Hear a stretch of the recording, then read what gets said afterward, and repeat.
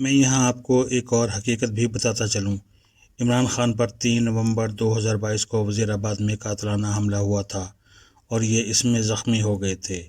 وہ عمران خان کی زندگی کا مشکل ترین دن تھا، لیکن اس دن کارکنوں کی طرف سے کوئی ری ایکشن سامنے نہیں آیا۔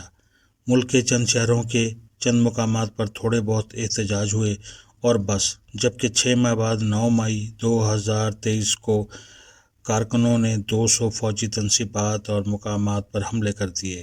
ان مقامات کی بے حرمتی بھی کی گئی اور انہیں آگ بھی لگائی گئی۔ کیا یہ بات حیران کن نہیں؟ لیڈر پر قاتلانہ حملہ ہو اور لیڈر نے اس حملے کی ذمہ داری آرمی چیف، ڈی جی آئی اور ڈی جی سی پر ڈال دی ہو۔ لیڈر نے یہ تک کہہ دیا ہو مجھے قتل کر دیا جائے گا، مگر کوئی کارکن باہر نکل کر ٹائر تک نہ جلائے۔ لیکن 9 مئی کو لیڈر کی صرف گرفتاری پر کارکن بفر جائیں اور یہ حساس مقامات کو آگ لگا دیں۔ کیا یہ حیران کن نہیں؟ اگر احتجاج، حملے اور آگ لگانے کا کوئی مناسب دن تھا تو وہ 3 نومبر کا روز تھا۔ اس دن عمران خان پر قاتلانہ حملہ ہوا تھا، جبکہ 9 مئی کو انہیں صرف گرفتار کیا گیا تھا۔ کارکن اس دن کیوں بفر گئے؟ کیا کوئی سمجھدار شخص مجھے یہ باریک نقطہ سمجھا سکتا ہے؟ میرے خیال میں وجہ سادی بھی تھی اور سیدھی بھی۔ 29 نومبر کو آرمی چیف کی تقرری ابھی باقی تھی اور جنرل فیاض حمید کو اپنا داؤ لگنے کی امید تھی۔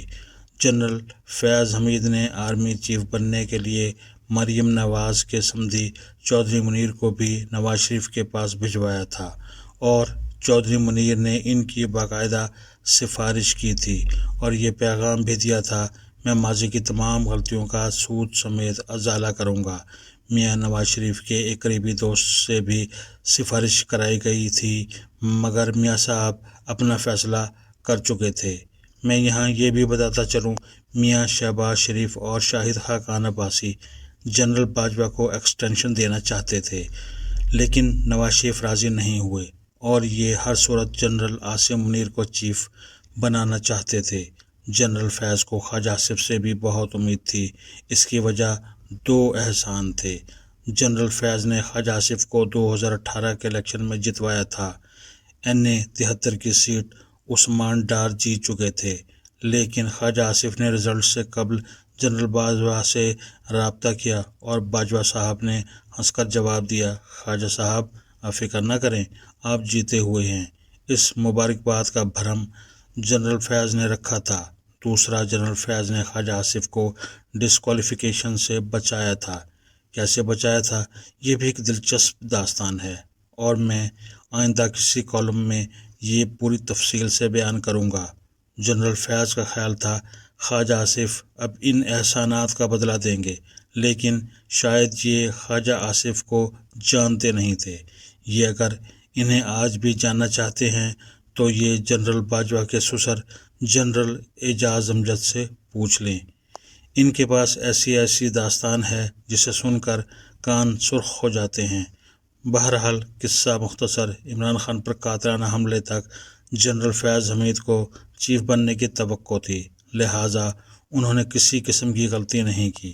مگر جب جنرل عاصم منیر کی تقرری فائنل ہو گئی تو یہ کھل کر سامنے آ گئی اور اس کے بعد عمران خان نے 26 نومبر 2022 کو ٹانگ پر پلستر کے ساتھ لانگ مارچ بھی کیا، لیکن اس کا کوئی نتیجہ نہیں نکلا۔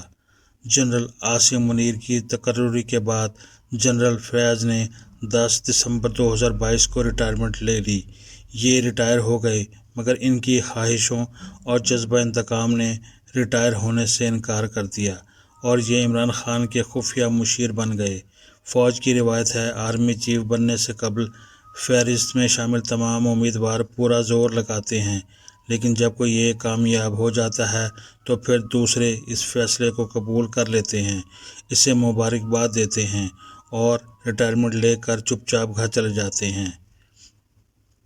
نیا چیف بھی پرانی قدورتیں بھلا کر آگے بڑھ جاتا ہے۔ اس بار بھی یہی ہوا۔ جنرل عاصم منیر نے جنرل فیاض حمید کے ماضی کو کھلے دل کے ساتھ بھلا دیا، لیکن جنرل فیاض نہیں بھولے۔ یہ جذبہ انتقام میں اندھے ہو گئے اور انہوں نے وہ کر دیا جس کا نتیجہ 9 مئی کی شکل میں نکلا۔ 9 مئی کو PTI کے عام سے کارکنوں نے فوج کے ان مقامات پر بھی حملے کیے جن کے بارے میں فوج کے اپنے لوگ بھی نہیں جانتے تھے۔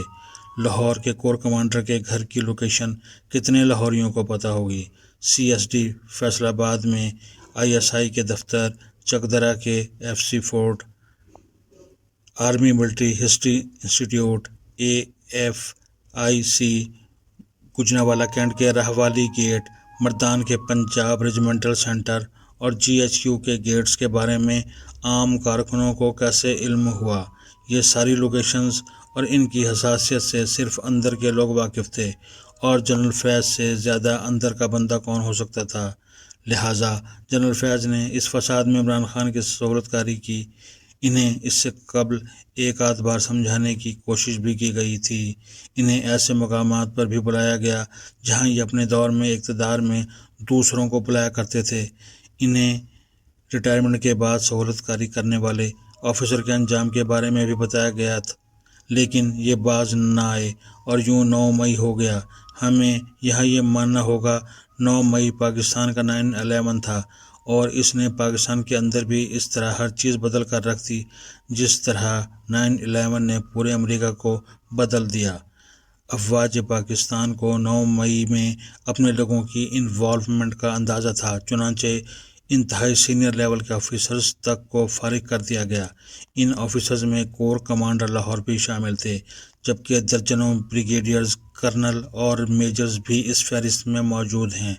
بہرحال قصہ مزید مختصر، 9 مئی کو سال گزر گیا۔ اس دوران عدالتوں نے بھی انتشار پھیلانے والوں کا کیس کسی سمت نہیں لگنے دیا، اور فوج بھی پیچھے نہیں ہٹی۔ عمران خان کو عدالتوں نے بار بار ضمانت دی، ان کی سزائیں بھی معاف ہوئیں، اور یہ سائفر، توشخانہ اور عدت میں نکاح جیسے سنگین مقدموں سے بھی رہا ہو گئے، لیکن اس کے باوجود یہ جیل سے باہر نہ آ سکے۔ ایسا محسوس ہوتا تھا عدلیہ اور اسٹیبلشمنٹ کے درمیان عمران خان پر باقاعدہ جنگ چل رہی ہے۔ عدالتیں انہیں شام سے پہلے گھر دیکھنا چاہتی ہیں، جبکہ ریاست آخری گولی اور آخری جوان تک انہیں جیل میں رکھنا چاہتی ہے۔ یہ سلسلہ چلتا رہا، لیکن پھر 22 جولائی 2024 کو PTI کے مرکزی سیکریٹریٹ پر چھاپا پڑا۔ رؤوف حسن گرفتار ہو گئے۔ یہ 75 سال کے علیل بزرگ ہیں، مگر اس کے باوجود یہ مائک اور کیمرے کے ہیضے میں مبتلا ہیں۔ ریاست ان کی بیماری اور بڑھاپے کا احساس کر رہی تھی، لیکن یہ انسانوں کے اس گروہ سے تعلق رکھتے ہیں جو جب تک آخری گھر نہ دیکھ لیں یا غلاظت تک نہ پہنچ جائیں انہیں آرام نہیں آتا۔ رؤوف حسن نے بھی یہی کیا۔ انہوں نے ریاست کو مجبور کر دیا اور ریاست نے انہیں گرفتار کر لیا۔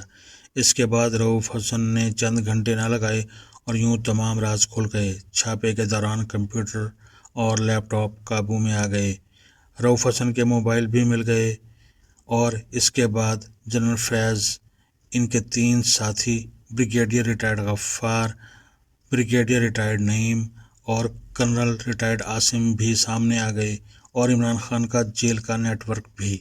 جنرل فیض کو حراست میں لے لیا گیا۔ ان سے ملنے والی معلومات کی روشنی میں مزید لوگ سامنے آئے، یہ بھی گرفتار ہوئے، اور معاملات کھلتے چلے گئے۔ آخری اطلاعات کے مطابق جنرل فیض کے کورٹ مارشل کی تیاری ہو رہی ہے، جس کے بعد یہ پاکستانی تاریخ کے پہلے سابق DG/ISI ہوں گے جن کا کورٹ مارشل ہوگا۔ مجھے محسوس ہوتا ہے انہیں فوج میں بغاوت پھیلانے، اختیارات کے ناجائز استعمال اور ریٹائرمنٹ کے بعد آرمی ایکٹ کی خلاف ورزی کے جرائم میں سزا ہو جائے گی۔ اب یہاں پر چند سوال پیدا ہوتے ہیں۔ 1. اگر فوج نے 9 مئی کے جرم میں اپنے سابق DGI کو سزا دے دی، اس نے انہیں نہیں چھوڑا، تو کیا یہ عمران خان اور اس کی پارٹی کے باقی ذمہ داروں کو معاف کر دے گی؟ 2. اگر فوج کو اپنی سیاسی غلطیوں کا احساس ہو گیا ہے اور یہ انہیں ٹھیک کرنا چاہتی ہے، تو کیا سیاست دانوں اور عوام کو بھی اپنی غلطیوں کو نہیں سدھارنا چاہیے؟ اور 3. کیا ریاست کو عمران خان کے دباؤ میں آ کر انہیں پورا ملک برباد کرنے کا موقع دے دینا چاہیے؟